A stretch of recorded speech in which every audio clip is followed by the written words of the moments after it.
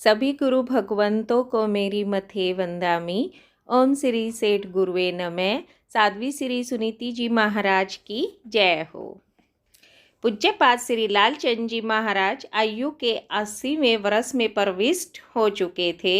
उनकी स्वास्थ्य स्थिति काफ़ी गिरावट पर थी।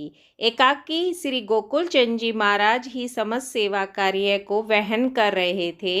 वे भी वार्धकाय की ओर गतिमान थे, इसीलिए सेवाभावी संतों की अत्यंत आवश्यकता थी। उन्होंने आचार्य श्री काशीराम जी महाराज के पास पत्र भेजा कि मुझे गुरुवर की सेवा के लिए योग्य संत की जरूरत है, आप भिजवाने का कष्ट करें। तब आचार्य श्री जी ने अमृतसर में विराजमान श्री कपूर चंद जी महाराज, श्री खूब चंद जी महाराज, ब्रह्म ऋषि श्री टेक चंद जी महाराज, श्री फूलचंद जी महाराज एवं श्री शांति स्वरूप जी महाराज ठाणे 5 की ओर दृष्टिपात किया।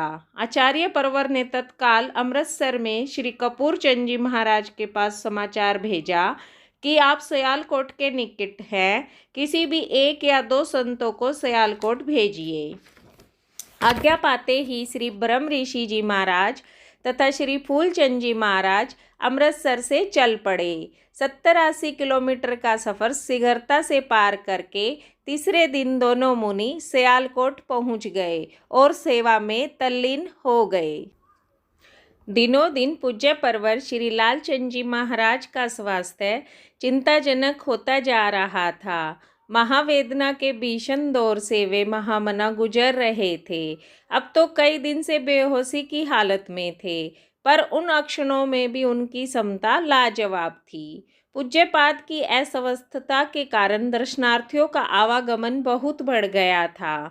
सेवालीन श्री फूलचंद जी महाराज को सयालकोट संघ के गणमान्य श्रावकों ने प्रार्थना की, महाराज, बाहर के क्षेत्रों से आने वाले दर्शनार्थी बंधु बहुत आशा लेकर दर्शन हेतु आते हैं, अतः आप ऐसी व्यवस्था बनाएं जिससे कि सभी को गुरुदेव के दर्शन हो जाएं, कोई भी इस महापुरुष के दर्शनों से वंचित न रहे।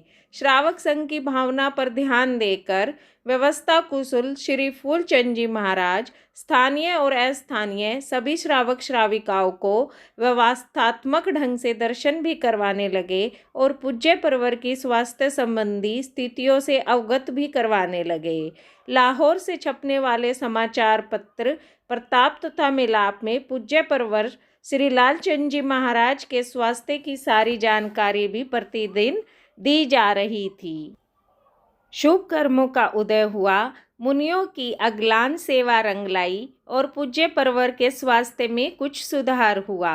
होश में आते ही उन्होंने श्री गोकुल चंद जी महाराज से सेवा संलग्न श्री फूलचंद जी महाराज के विषय में पूछा कि ये मुनि जी कौन हैं, कहाँ से पधारे हैं। उन्होंने परिचय दिया कि ये आचार्य श्री सोहनलाल जी महाराज के पौत्र शिष्य हैं। आचार्य श्री काशीराम जी महाराज की आज्ञा से आपकी सेवा में कई रोज से पधारे हुए हैं। परिचय जानकर उन्हें प्रसन्नता हुई। आगे का भाग कल मैं आपके समक्ष रखूंगी। ज़्यादा से ज़्यादा सुनकर मेरे प्रयास को सफल बनाएं। आपकी अपनी श्राविका।